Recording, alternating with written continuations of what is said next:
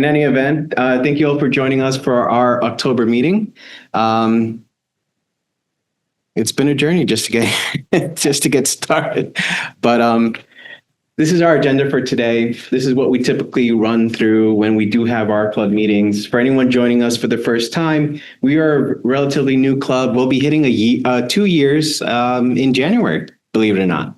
So it's a pretty exciting time for us, and I'm happy you're here. So this is our mission statement, but it's all to say everyone is welcome to come to our meetings. No astronomy knowledge is required. We have some folks that have looked through the telescope for their first time with us here, which makes us very happy. In fact, if you do have a telescope at home and you're having issues with it, we do encourage you to come bring it with you at our next meeting. Even if it's not clear, we might be able to take a look at it, help you get familiarized with it as best we can, but it is open to everyone, children and adults alike. So typically I'd be introducing a presenter today, but that actually fell on me. So today I'll be speaking about a brief history of 3D printing on the International Space Station. This topic is very close to me, only because when I started my volunteer work with NASA, I was really interested in astronomy, but then I recently had gotten into 3D printing. So a topic like this just really melds both topics together in a nice way, which makes me very happy. But before I get started on the presentation, I did want to ask the group, is everyone here maybe familiar with 3D printing? Do you have a 3D printer at home? Have you gone to a makerspace and fiddled with one at all? By show of hands, couple? Okay, great. And to be honest, it's not required for this presentation. I will be going through a little bit of an overview, an introduction into the 3D printing technology. But this is the agenda for the topic that I'll be speaking to today. I'll do an intro on 3D printing technology, talk about early experiments and preparations to get us to the International Space Station and printing there. I'll go through some milestones on the ISS, and then talk about the impact and future prospects of 3D printing in space. I have questions at the end, but by all means, if you do have a question, raise your hand and ask away.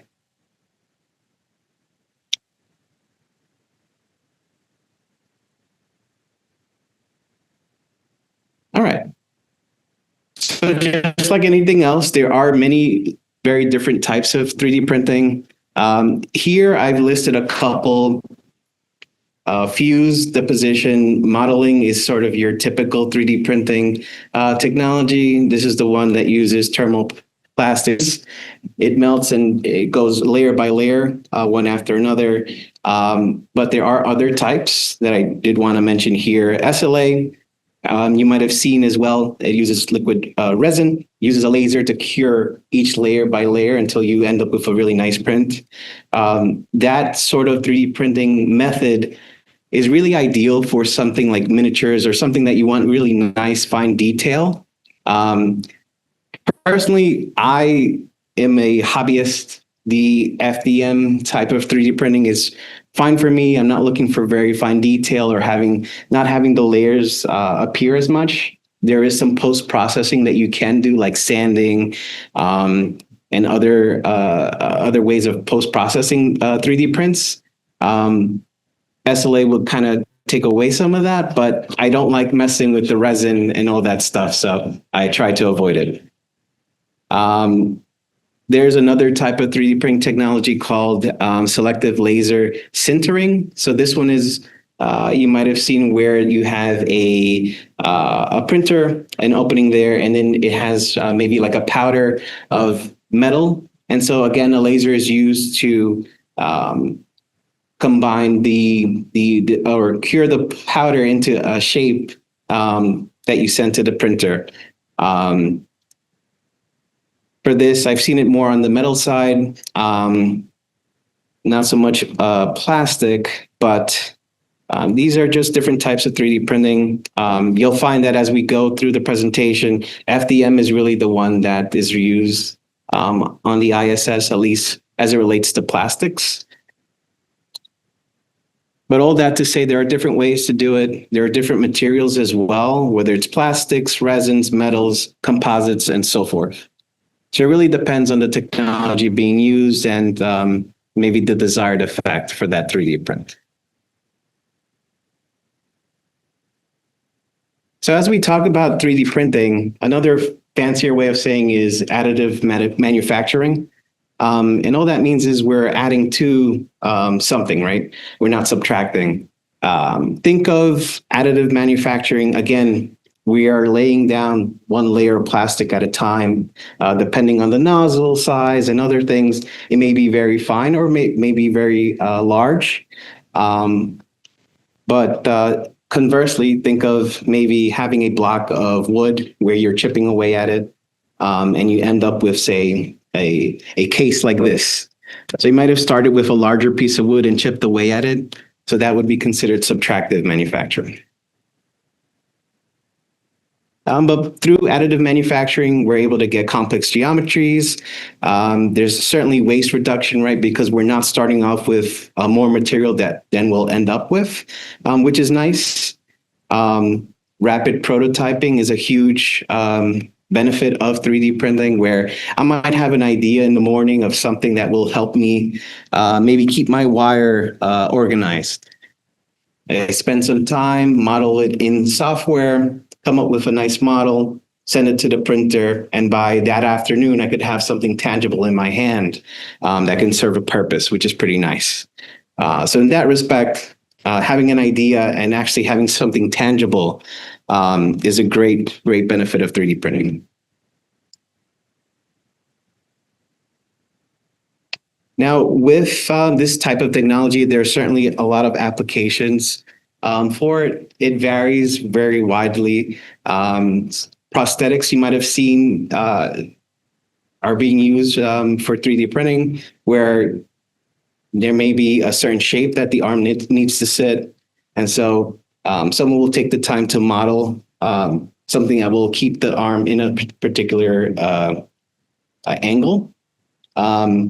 And I've actually seen some folks with these types of casts, which is pretty remarkable to see. It's just awesome to see it in real life. Again, automotive prototyping, really any type of prototyping, again, having that idea, coming up with a model, sending it to the printer, and then really finding out, does it actually serve the purpose that I think it will? You might find that it does 80% of the job, but I didn't account for X, Y, and Z. And so instead of spending the time and money having a mold for this particular model, I can 3D print it in plastic and then find out, does it actually do what I think it will? This technology has been used in fashion. I do follow a couple folks on Instagram where they 3D print custom jewelry, which is pretty neat. And even with fabrics, there was someone, I forget who, but they actually do these really neat business cards using 3D printing. So they'll lay down a couple layers of plastic and then lay some sort of, I forget the type of fabric, but it's very fine and very light and stretchable. But then on top of that layer, we'll lay a couple other layers of plastic. And so you end up with a business card that takes that same shape, has the letters and everything. I've been meaning to do that, but I just haven't gotten around. And then certainly for aerospace, lightweight parts. There are a couple of companies that are printing rocket engines using this same sort of technology, of course, made of metal. I think it was maybe this year or last year that a company did launch with a 3D printed metal engine that was created using this type of technology, which is, again, pretty fascinating. So again, circling back and onto some of the advantages of 3D printing in space, that on-demand production, right? So I might have a need for a particular, again, going back to that wire example, I want something that will maybe organize this a little bit better. Being able to just send it to the printer, have it in a couple hours, and then being able to use it, right? Much more efficient than having to So let's make believe we're already in space, having to make a call down to Earth. Hey, we need part XYZ, and now it has to be put onto cargo and sent to the ISS. That certainly takes time, but it certainly takes a lot of money. And I've included here a figure. It costs about $75,000 per kilo of cargo to the ISS. To put that maybe into a better perspective that we'd be familiar with, at this cost, a banana would be about $10,000 just to send that up. So certainly if we had the capabilities of manufacturing in space, we wouldn't need to carry every single thing imaginable with us, and then having all that cost to send it up to the ISS. And then just crew autonomy, right? Crew members can have the autonomy to repair things that might break on the ISS, or say the moon, if we, moon, Mars, wherever we are, using this type of technology, being able to repair things, come up with things that just make life a little bit easier. There's a lot of benefit there.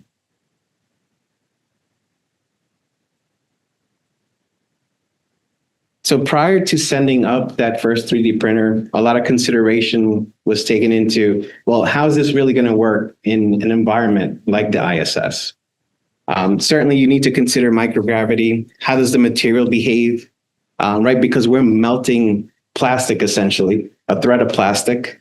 Will that work the same way we expect it to? Will it work the same way it does here on Earth, even in that environment? And then something critical with this type of technology is that it really lays on top of the previous layer. So as you're printing something, take this shape that's on the screen right now, it is really printing, and you might actually be able to see those lines. Those are all layer lines. So it laid down the plastic in that thin layer, and then on top of that, another, and another, and another, until you end up with this shape. Will that actually work the same way it does here in microgravity? And then the reliability of the printer, right? It's not like here where we can go to Best Buy or Micro Center or wherever, grab a printer off the shelf, bring it home, plug it into the power, and off we go.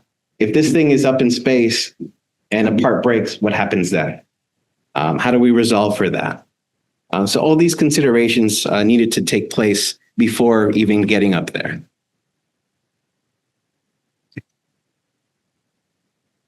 So before we go on to the next section, I did want to ask if there were any questions about sort of 3D printing in general.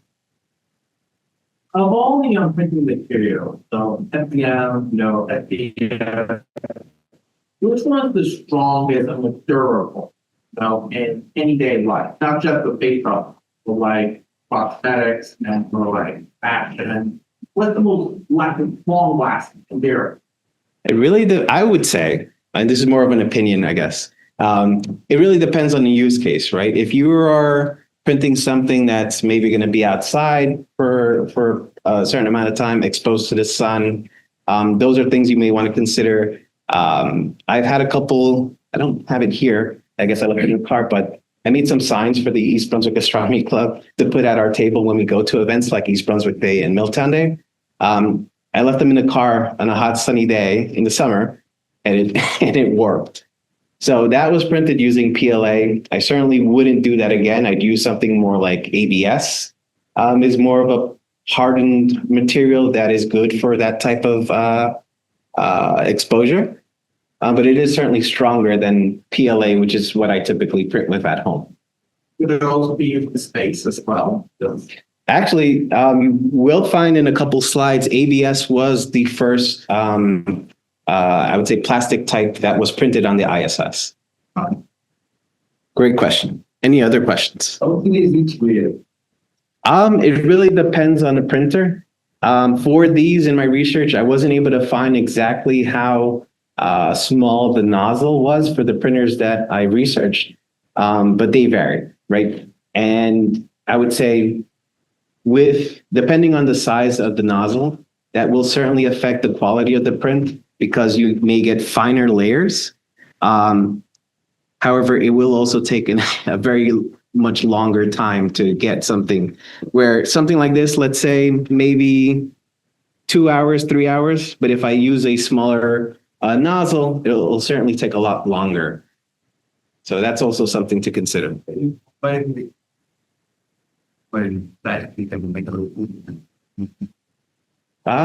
the printers that I saw on the ISS, not today, but it is certainly a consideration, having multi-material printing. Here, yes. Yes, one of the printers that I have today allows for 4 spools of material. Again, I predominantly print in PLA, but I could put a different plastic like PETG and then be able to combine. So that's possible today here. Yeah.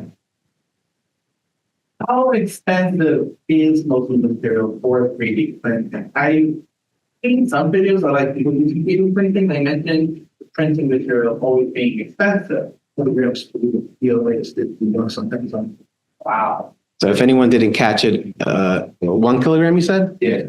Is $15 about on Amazon.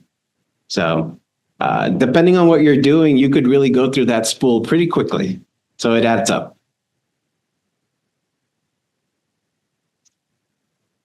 All right. So in anticipation of sending a 3D printer, the first 3D printer to the International Space Station, a company called Made in Space ran through a couple different tests simulating microgravity here.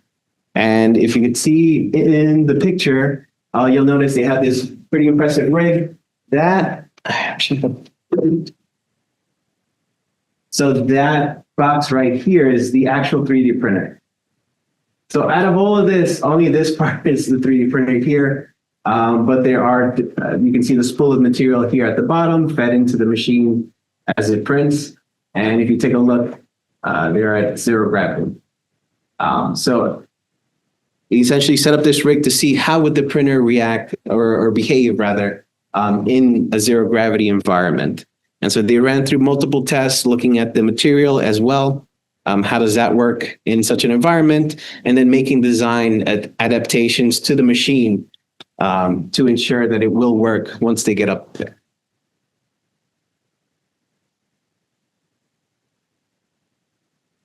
So here, going back to that question, ABS plastic was ultimately picked as the material to be used on this first 3D printer. And what you can see here is actually, does anyone know what that's for? No. This thing right here.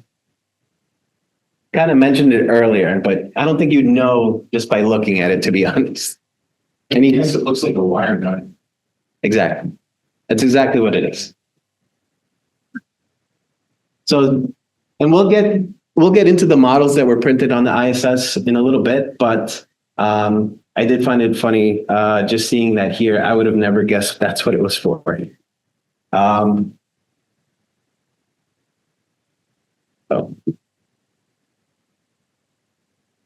All right. So here I'll go through a brief timeline of 3D printing milestones on the ISS. Now, it doesn't include every single 3D printing accomplishment, but it'll cover a lot of the top ones, I'd say. So the first 3D printer launched and was installed on the ISS in September of 2014. It was part of the 3D printing in zero-G technology demonstration mission. And here, you can see it all the way in the back there. It's actually inside something called the microgravity science glove box. So this circle is where the astronauts would essentially stick their hands in and then be able to maneuver and manipulate the 3D printer, take prints off the bed, sort of like you've seen maybe on TV. So this was, of course, the first use of additive manufacturing technology beyond Earth. And the print dimensions I included here. But all that to say, it's almost like the size of a large candy bar. So that's all you were able to really print on this first 3D printer on the ISS. And as mentioned, it uses ABS plastic and it ran through April of 2020.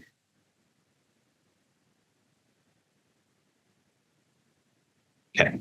So this here was actually the first 3D print on the ISS. This is the first thing that they printed using this new machine. Again, made in space, that company that developed this printer. This was actually a faceplate that went onto the printer. So in a way, it was a functional print, but I could understand why this would have been the first print. Does anyone have any guesses or ideas as to why this might be a good first print for a printer? It's simple. It's a simple print where it doesn't have to have a function or anything like that. It's to essentially show testing the features and what the 3D printer could do before it sees the electrical breaker projects. Start small, you can get bigger through constants. Yeah, I mean, exactly. It's a nice simple shape, good for a machine to handle. There's no curves. There's nothing where maybe there's overhangs or something you have to really worry about printing. Exactly what you said. I keep using the clicker. So these are a couple other examples of models that were printed on the first printer that was on the ISS. So these here are great. I would say, coming back to Irv, on terrestrial 3D printers, there are these calibration prints that you would do to really ensure that the printer is working properly, has good tolerances. And so here, that first one, you can see, okay, we'll do it this way. So it has these overhangs where there's nothing underneath supporting this print. We do that here as well, just to make sure that the printer is heating the material properly and it's cooling it down as well, so that it doesn't slope down. But here we probably use something called supports that will print underneath the intended model to just hold it up as sort of like scaffolding. That it actually is able to print that long piece here. But up in microgravity, do you really need supports on something like this? And then here, these bottom two models, you can see they have circles and squares going from a certain size down to all the way these smaller circles and squares. Again, trying to determine how accurate the printer is able to produce 3D prints. And I have to imagine these were able to fit together and come together into one piece, as long as the tolerances were accurate. Again, the wire organizer. And then supposing the printer is able to manage, these shapes, they fit together, meaning that the printer is well calibrated. You can get something a little bit more complex, like a little container with a lid that you can screw on, right? Because if the ridges are not printing accurately or the overhangs are unable to stay up, there's no way you'd be able to print the ridges on the lid to close on this.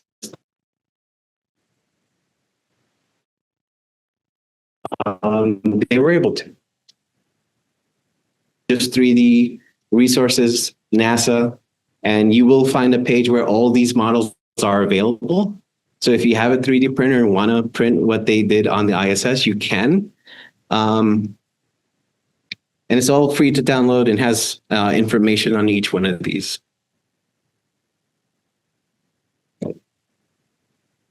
Yeah, so here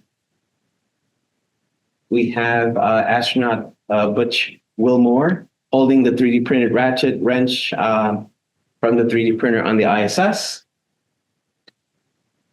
Has anyone seen the wrench before? No? All right.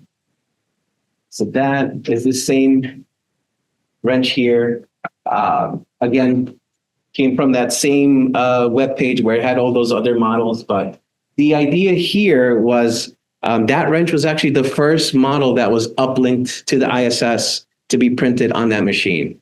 One thing that I failed to mention earlier is that the printer itself was outfitted with a number of different things, a camera to check the printer, and then remote control of capabilities.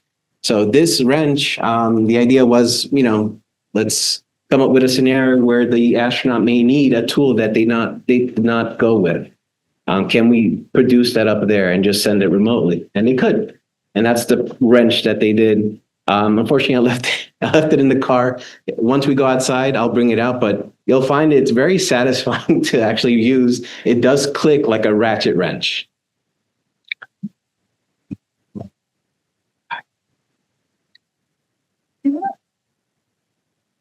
All right. So now, if you know anyone who has a 3D printer, you'll know one printer is not enough. A second 3D printer was sent to the ISS in 2016. This one was called the Additive Manufacturing Facility, or AMF. And it had a larger print volume. It was about 216 cubic inches in volume, much larger than the candy bar print bed that the other one had. But this one was able to print in additional materials. So not just ABS, but these other types of plastics for printing. And here's a picture of the printer itself.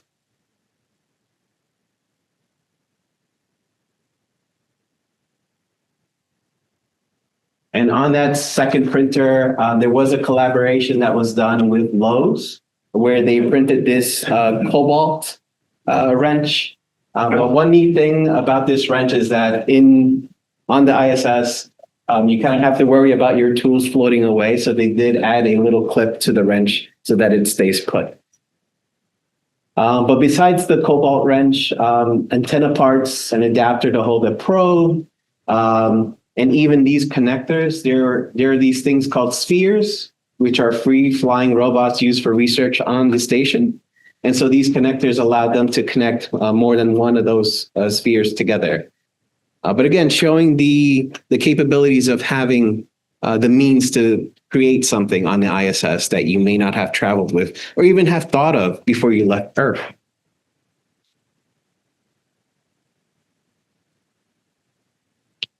So this one is actually very near and dear to me. I just love that this happened back in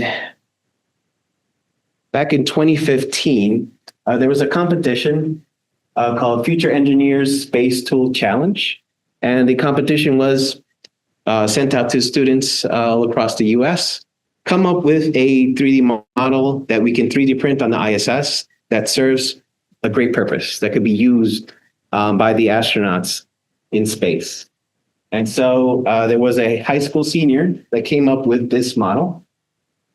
And that was the winning model. And of course, as part of the prize for winning first place, they printed that student's model on the ISS. And there it is floating.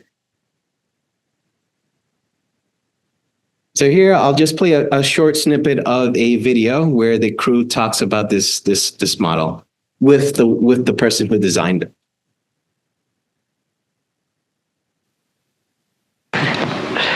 Gentlemen, this is RJ Hillen. I just wanted to say it's an honor for me to be able to talk to you. Hey, RJ, we're really happy to be able to talk with you tonight.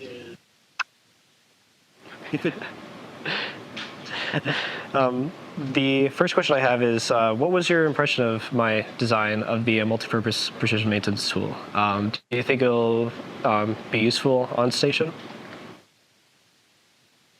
You know, I think this tool will be useful. We were just talking about it, Jeff and I were, you know, and what's cool about it is that oftentimes we're having to look for a deep well socket. Well, you don't really need a deep well socket when you have this because you can hold it in your hand and put it down.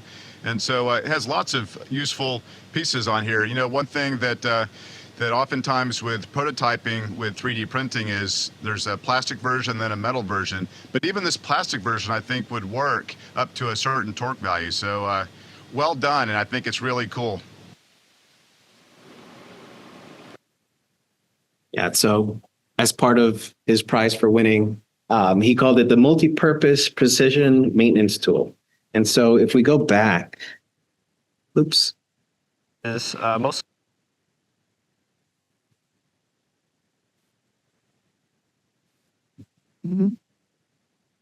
So it has a bunch of, so a couple of spots where you can add attachments, different sizes here, even grips so that they can hold onto the tool. So it had a variety of uses. It did win first place. And there you saw him speaking to the astronauts on the ISS about his creation, or his design rather. So one of the reasons why I really like showcasing this contest that occurred is because the reality is, I mean, 3D printing will allow you to create pretty much anything. It could be something useful, or it could be a trinket that just sits on your desk, which is nice too. But the possibilities are really endless. And I like that aspect of the technology really appeals to me.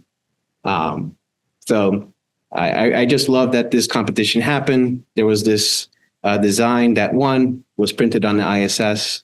I just think it was really, really cool. Great. So fast forwarding a couple years, the first bioprinter was introduced to the ISS in 2019. A little bit more complicated than our plastic printer, for sure. But this was really sent up there to test the ability of printing human tissue in microgravity. Here on Earth, printing something of that nature would be very, very complex. There's some scaffolding that would need to occur so that it prints properly.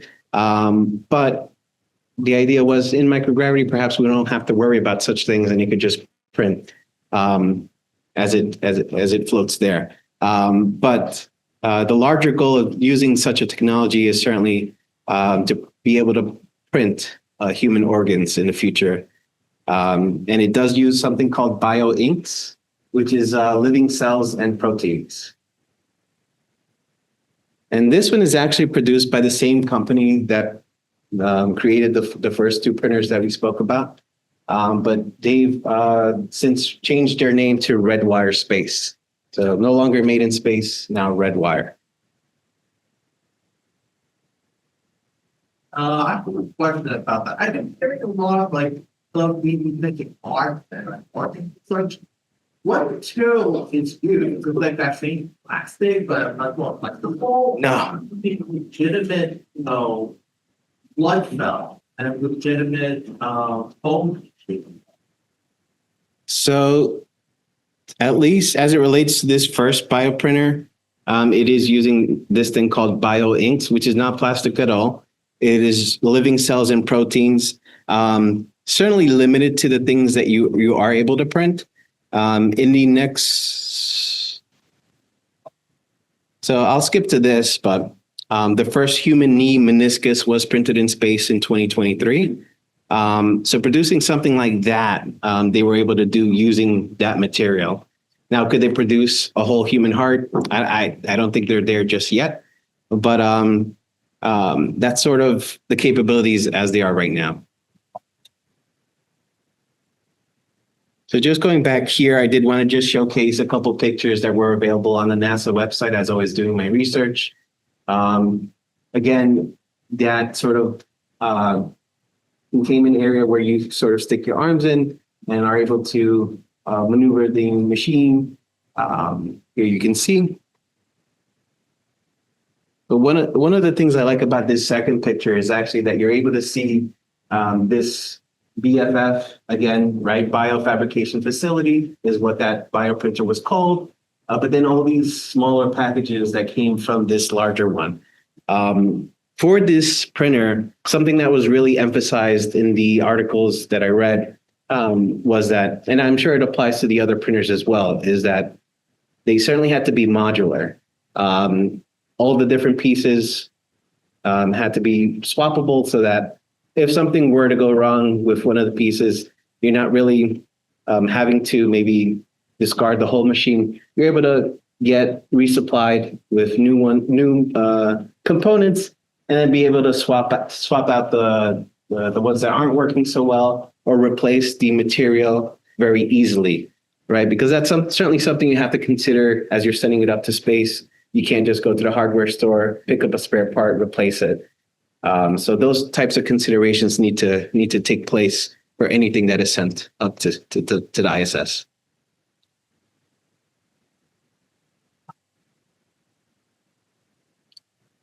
So we talked about plastic, we talked about bioprinting. Metal 3D printing has occurred on the ISS as well. Back in January of 2024, the European Space Agency, or ESA, introduced the first metal printer to the ISS. And here again, sort of like they did with the plastic one, just researching how well does this blush you? How well does this technology work in an environment on the ISS? For this one, the material used was stainless steel. And the idea there was to really print a variety of different things to help determine, what's the right optimal way to print using metal in microgravity. They also had different size nozzles that they would use, again, to examine the quality of the prints and see, is this feasible? How is the strength compared to the way we print them here on Earth? How does it compare?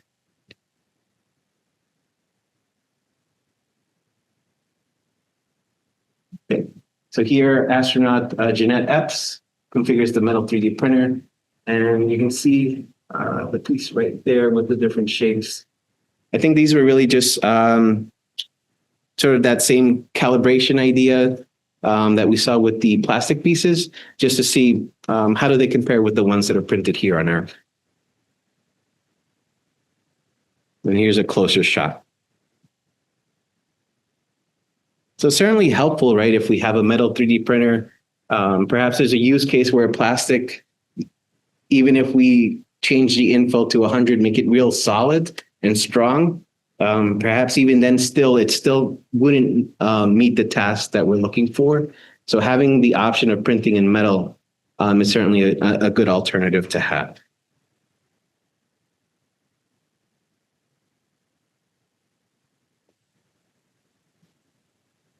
All right. So as we said, having that capability of fabricating something in space certainly makes it easier to be less dependent on that resupply mission to have to come up and spend all that money to send things up to the ISS. Quick part production, if there's something that maybe we didn't account for and we're able to make a replacement part, all the better for it. And then the customized tools. Maybe there's a tool that we need that we just don't have or doesn't even exist here on Earth. Have someone with the know-how design it and come up with the tool and then produce it where we are.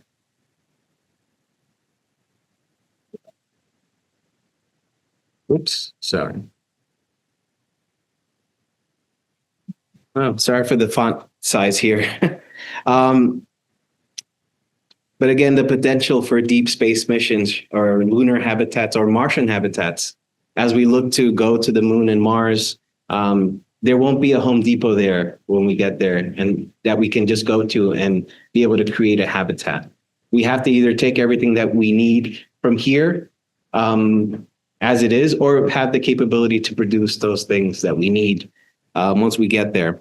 I call this talk a brief history of 3D printing on the ISS only because there are other applications for 3D printing.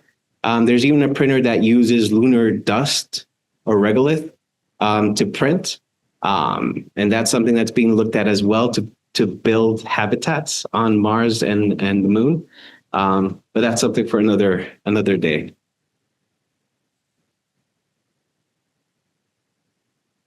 But this is a very exciting time. Ongoing research into the different types of materials that are available, maybe coming up with optimized materials that will print best on the ISS, or using materials that are available to us on Mars or the moon. Multi-material printing was something that came up earlier, right? Having the capability of using different materials to tackle a different task where it calls for it. And then being ready for, as we explore space, again, having that capability to produce what we need where we are.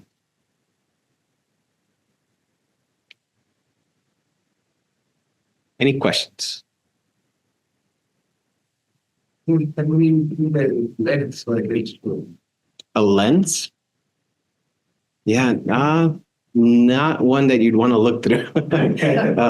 I mean, there's clear plastic that you could print with and it'll come out very nice, but I don't know that there is, you would get the quality of a nice lens to be able to see through and get the desired effect, I would say. However, one thing I will note, a couple years ago, my family and I went to Boston I forget the name of the museum, might have just been Museum of Science in Boston. And they did have on showcase a couple sculptures that were made in glass. So using a 3D printer that melted glass and came up with designs.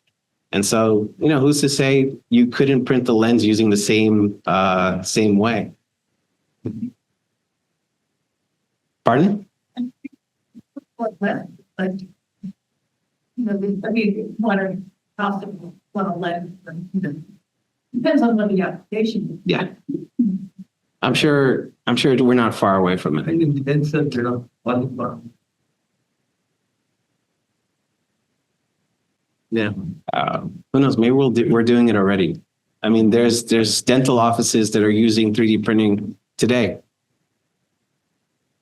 Good question.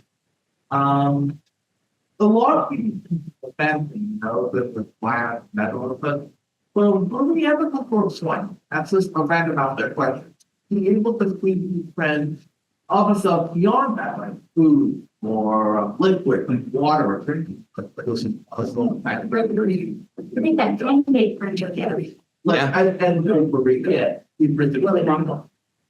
Well, I didn't catch that The one. question was about if you print food, and there was an article that was on academic.com maybe years ago where a very enterprising maker printed a burrito. There's also a pancake 3D printer. Yeah. Edible, full, yeah.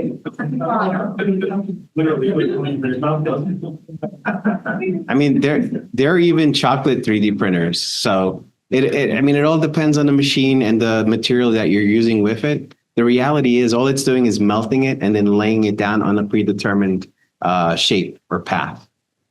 So things like chocolate pancakes, right, makes sense that you'd be able to come up with something like that. It's, people are thinking about the making organ and totally doing such. If I could do the same in case we're at a food store, or if we need like water, if the water system gets to go with, there is a way to create a clean food source, water source. In case, for instance, if astronauts go into space, they run out of food supply or run out of water supply. I'm not saying it's gonna happen, but if it did happen, who would be able to get to a point where something like that could happen? Isn't there something in Star Trek? There's a replicator, Yeah. and I'm waiting for the replicator. You can pull this one. Why is my printer just It's printing because it can't make new material. You gotta give it a spool of Right. every printing right now. You have to get to the molecular level to change the material. Yeah, But in terms of Isaac, everything you talk about so far is small. And some of the 3D printers, they were spending devices now. Some people in Europe, they were 3D print a house. Yeah. There's a 3D printed house in Long Island. Yeah. I mean, it's, the technology, concept of technology, but it's not there. Yeah. Not only small, but large. I can see on Mars that the way about data. House. Yeah, I mean, going back to what I mentioned earlier, I didn't mention a couple things. One was the printer that uses lunar dust to print, but the idea is they could build a structure on the moon using the same way we're doing it on Long Island. Great questions. Any others? Clearly, they have dealt with the problem of volatile organic compounds on the ISS by sticking it in an isolation box. In more common 3D printing, like something you get at home, how much does it matter?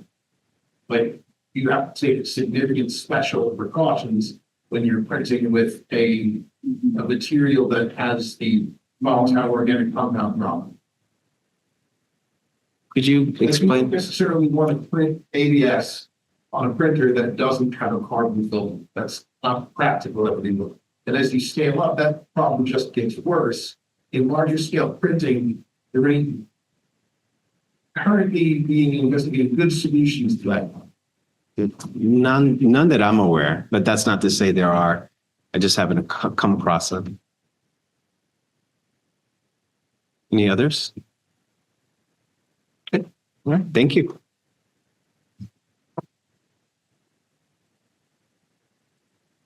All right. We won't belabor the next couple slides just because I've been talking too much and the weather is clear and we want to get outside. It's clear out and hopefully we should be able to see Saturn. I think we have the last time that we were out. So maybe we'll take a look at Saturn again, try a couple lenses, get a closer look. We missed the moon. It won't be out until, I don't know, maybe 3 o'clock. So being a partner club with the UACNJ, United Astronomy Clubs in New Jersey, we do like to promote their events. They have 2 events left this year, happening this Saturday, October 18th, and the following one on 10/25. Check their website. I think for the 25th one, you are able to dress up for Halloween, which is always fun. But this is the talks that they have coming up. And they're the last 2. They close down for the winter and then open up again, I think, in March. So for us, we are very busy this month. We'll be doing some sidewalk astronomy at the Woodbridge Public Library on Tuesday, the 21st at 7 o'clock. So if you're free and around, if that's closer to you than East Brunswick Public Library, by all means, come through. And we'll be doing the same thing we're about to do now. Go outside and take a look through the telescope. If you're going to East Brunswick Harvest Fest, we'll be there as well. Just again, because we're a new club, spreading the word that we're here. It's a free club, open to everyone, and just trying to get more folks to come to our meetings. So thank you all for coming. And then doing again some sidewalk astronomy. I listed Woodbridge twice. That should be Spotswood here. Yeah, so this one is Spotswood. We're doing the same thing, spreading the word about our club and doing some sidewalk astronomy. So again, if that's closer to you, come through. Or if it's not, just come on by. And then something very important, every quarter we do try to do a kids meeting. Our next kids meeting is Thursday, November 20th at 6:30, that should say. And the next couple slides talk about what it'll be on. We're doing something on constellations. So if your child loves space and wants to have the opportunity to present like I have today, let us know. Reach out to Christy. Her emails are there at the bottom if you want to take a picture of it. But the idea is they'll give some background information on constellations, how to locate and identify them, and then a fun fact about the constellations themselves. And that's Kevin, our presenter extraordinaire. And then here are some tips. Certainly practice, that certainly helps. Index cards makes things easier and make it fun. But that's what we have in store for our November meeting. If you have any questions, just come up to us, let us know.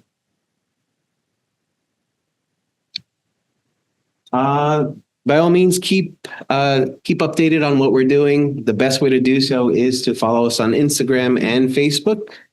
So I'll leave it up there for a moment if you want to scan those QR codes. But that is really the way to know what we're up to, where we are, what we're doing. And then open discussion. We do have an opening on our board for a board secretary. So if you are interested in working with an awesome group of volunteers, please let me know. You can come up and ask me a little bit more about the position, what it entails, what we're looking to do. We're getting close to our 2-year mark. We've been able to do extraordinary things, but now we're sort of on our own as we separate from the library a little bit. But we can certainly use the help. So if anyone has the time and would like to volunteer, let me know. And then save the date. Our end of year meeting is on the 18th of December. Typically what I like to do for that meeting is just go over what we've been able to accomplish in the past year, getting food, things like that. So it'll be a nice event. Anyone here at the last one? I see a couple faces who were there. So you can ask them what it was like. It was pretty fun. So certainly save the date and more information will come out. But again, follow us on Facebook and Instagram to stay updated. Thank you all for coming. Thank you for listening. And there's your last chance to follow us on Facebook and Instagram.